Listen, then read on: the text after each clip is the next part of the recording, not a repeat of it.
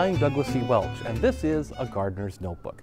A Gardener's Notebook is a member of Troy-Bilt Saturday6, and you can find out more information on all 6 bloggers at Troy-Bilt.com.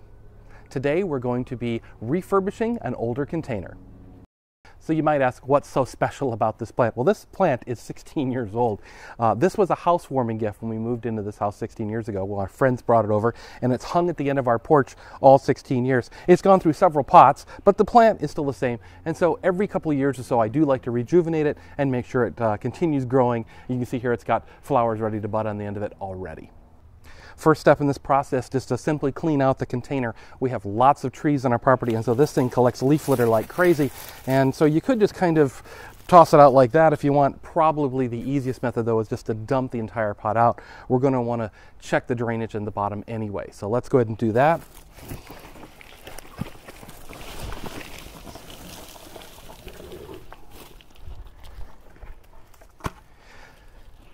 This is a good time to check for any damaged roots, any rotten materials. Now what you will find in my case, and perhaps in yours as well, this isn't one plant, it's actually a grouping of plants, and you may want to move them around in the pot a little bit.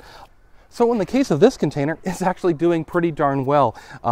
For being 16-year-olds especially. I mentioned there might be multiple plants. You can see here there are 1, 2, 3, looks like 4 and perhaps 5 individual plants in this container, and they all drape out the sides, which is looking very nice. I might go ahead and open up the middle just a little bit to let some more air in there, but otherwise I really don't see any need to divide this. If you did, you could simply put a trowel in like this and break this into individual plants and then repot them up that way if you thought perhaps they were a little bit too confined, or if you had a dead plant amongst all of them. In my case though, we're looking really good. The roots look really nice, so I really don't have to do any of that extra work this time. Now that all the cleanup is done, all we have to do is put the plant back in its pot. Well, first of all, because of watering, containers especially, they tend to lose a lot of soil because you're watering them much more frequently.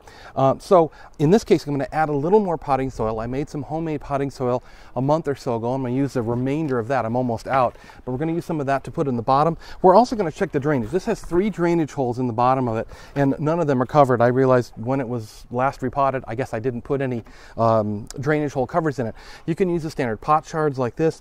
In this case, you might also want to use a small piece of screen. It'll still let the water out, but it will retain the soil perhaps a little bit better. In this case, though, we're just going to put some pot shards in the bottom of the pot here, and then we're going to come over here to our potting soil and simply add a nice new layer on the bottom here.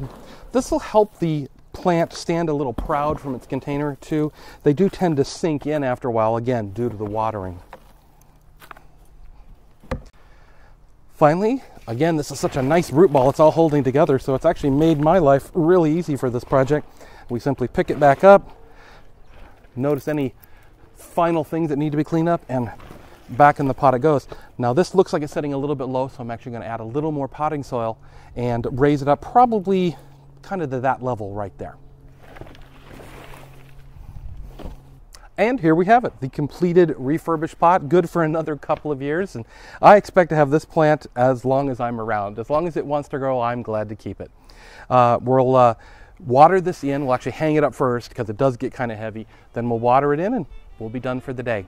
This has been A Gardener's Notebook. I am Douglas E. Welch. You can find out more about us at douglasewelch.com. You can find out more about Troy-Bilt Saturday6 at Troy-Bilt.com. It's been a pleasure. Until next time, keep digging.